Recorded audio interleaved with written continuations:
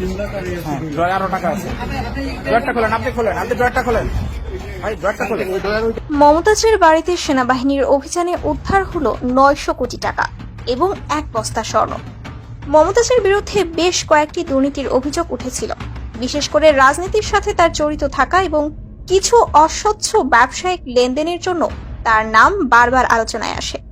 সম্প্রতি গোয়েন্দা সংস্থাগুলো তার সম্পত্তির দিকে নজরদারি বাড়ায় এবং অবশেষে এই অভিযান পরিচালিত হয়।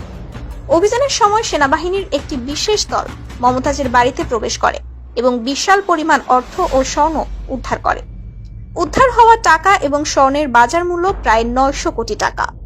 এমন বিপুল সম্পদ কোথা থেকে এলো, এর পেছনের রহস্য কি? মমতাজের রাজনৈতিক কর্মকাণ্ড এবং সাংস্কৃতিক ক্ষেত্রে তার অগাধ প্রভাব থাকার কারণে এই ঘটনা সাধারণ মানুষকে অবাক করেছে। দীর্ঘ কয়েক বছর ধরেই তিনি এমপি থাকায় তার জনপ্রিয়তা কাজে লাগিয়ে রাজনৈতিক সুবিধা পেয়ে আসছিলেন। কিন্তু এই বিপুল পরিমাণ সম্পদ কোথা থেকে এলো তা নিয়ে জনগণের মনে নানা প্রশ্ন উঠছে।